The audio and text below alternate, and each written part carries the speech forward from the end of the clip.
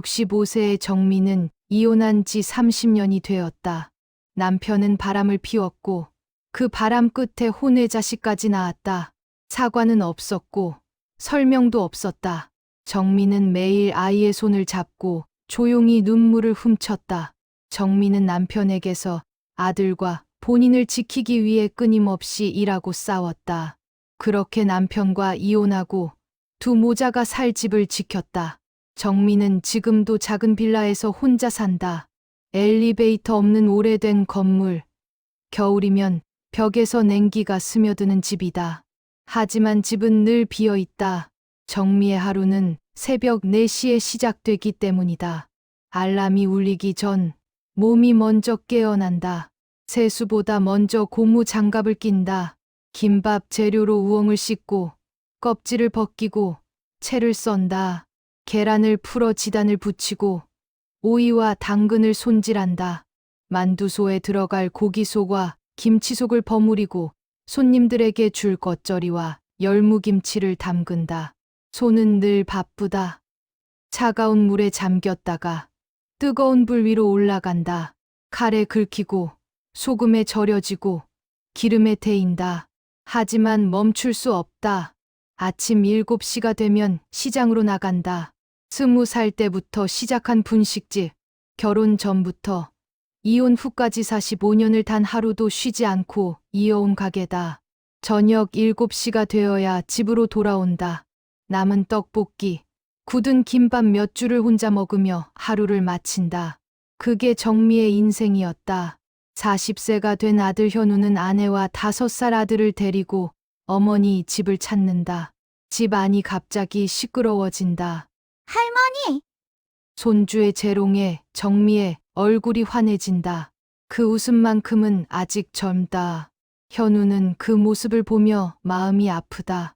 어머니를 모시고 살고 싶었다. 하지만 아내의 불편하다며 싫다는 현실적인 반대, 그리고 과거의 시어머니를 모시며 살던 정미의 인생을 되물림하고 싶지 않아서 정미의 거절이 늘 그를 막았다. 엄마 아직 짱짱해. 너희나 열심히 살아. 정미는 늘 웃으며 말했다.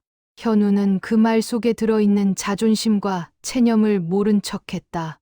부엌에서 물을 마시다. 현우는 어머니의 손을 본다. 65세의 손인데 85세 노인의 손처럼 보인다. 쭈글쭈글한 피부, 굳은 살, 오래된 흉터들. 엄마 손이 왜 이렇게 됐어?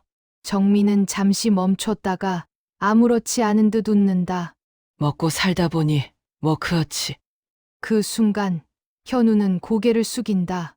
눈물이 떨어질까봐. 그리고 불현듯 과거를 회상한다. 37년 전 어느 겨울 새벽 정미는 늘 그렇듯 4시에 일어난다. 부엌 불을 켜자 8살 현우가 이불을 걷고 나온다. 엄마, 나도 할래. 아이는 졸린 눈으로 어머니 옆에 선다. 우엉을 씻고 단무지를 썰고 오늘 시장에서 판매할 김밥 재료를 만든다. 정미는 그런 아들을 보며 미안하고 안쓰러워진다. 학교 가야 되니깐 조금이라도 들어가서 더 자. 아이의 손이 차가워질까봐 자신의 손으로 덮어줄 뿐이다. 두 사람의 하루는 그렇게 시작된다. 아버지는 일주일에 한두 번 집에 온다. 술 냄새를 풍기며 들어와 돈을 요구하고 소리를 지른다. 어머니를 몰아붙이고 문을 쾅 닫고 나간다. 현우는 그 소리를 들으며 부엌에서 묵묵히 일하는 어머니의 등을 본다. 어느 날 새벽 1시경 부엌에 불이 켜진 것을 본 현우는 어머니를 도와드리려고 나가다가 방 앞에서 멈춰선다. 어머니는 식탁에 앉아 혼자서 중얼거리고 계셨다. 엄마, 나 힘들어. 나 너무 힘들어서 다 포기하고 싶어. 근데 현우 때문에 그게 힘들어. 내 인생은 왜 이렇게 바닥이야? 어린 현우는 어머니의 울음과 이야기를 듣고 말없이 이불 속에서 눈물을 훔친다. 나 때문에. 엄마가 힘든 것 같아. 내가 더 엄마 도와줘서 안 울게 해야 돼. 어머니는 결국 이혼을 요구했다. 아버지는 마지막까지 돈을 요구했다. 아이 앞에서도 변하지 않았다. 10살의 현우는 이불 속에서 매일 울었다. 아무 말도 할 수 없었다.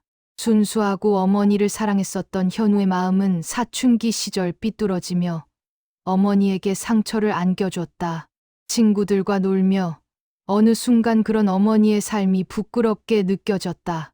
어머니의 분식집 앞을 친구들과 지나다니다가 어머니와 마주쳐도 모른 척 지나갔었다. 친구들과 PC방, 노래방을 놀러 간다고 어머니에게 용돈을 요구하며 어머니에게 큰 소리를 냈다. 남들은 용돈으로 일주일에 5만 원씩은 준다던데 왜 나는 3천 원이야? 그 돈으로 친구들이랑 어떻게 놀아? 정민은 그런 현우를 보며 미안해하며 눈물을 삼킨다. 현우는 고등학교에 진학하면서 과거 본인이 어머니에게 한 행동을 생각하며 내가 아버지와 같은 사람임을 느끼며 죄책감을 느낀다. 그리고 2025년 40세의 현우는 그 기억을 어머니에게 꺼내지 않는다. 머릿속에만 넣어둔다. 그 기억은 현우를 만들었다. 그는 절대 바람을 피우지 않는다. 이혼이라는 단어에 쉽게 고개를 끄덕이지 않는다. 어머니에게 2번의 상처될 말과 행동을 하지 않는다. 가정과 가족을 지키는 일이 얼마나 무거운지 알기 때문이다. 정민은 그런 아들을 안다. 그래서 더 안쓰럽다. 자신의 삶이 아들의 삶까지 짓누르고 있는 건 아닐지 늘 마음이 쓰인다. 아내가 눈짓을 한다. 이제 어머니 쉬어야 되니깐 슬슬 가야 하지 않을까? 정민은 그걸 본다. 그리고 먼저 말한다. 나 피곤하다. 이제 너희도 얼른 집에 가서 쉬어라. 현우는 더 있고 싶다. 하지만 결국 일어난다. 그날 밤, 정민은 혼자 집에 남아 내일 새벽을 준비한다. 그래도 와줘서 고맙고 이제 어른이 돼가는 것 같아서 뿌듯하다. 그렇게 생각하며 불을 끈다.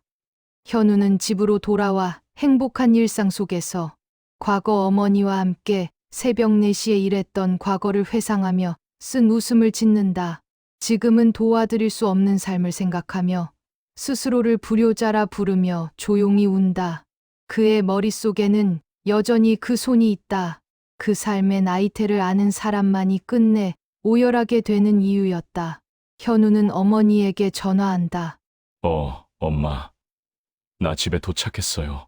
정민은 그런 아들의 전화에 밝은 목소리로 대답한다. 얼른 너도 올라가 쉬지 왜 전화해? 엄마, 나 예전에 친구들이랑 놀다가 엄마 보고 못 본 척 지나간 적 있잖아. 그때 나 엄마가 왜 부끄럽다고 생각했는지 모르겠는데 정말 미안해요. 내가 너무 철없었어요. 엄마가 세상에서 제일 자랑스러워요. 고마워요. 엄마 사랑해요. 이번 크리스마스 부모님께 한번 연락드리는 거 어떨까요? 항상 내 편으로 옆에 있어줘서 소중함을 모르고 살아가는 사람이 있다면 한번 연락드려 보세요.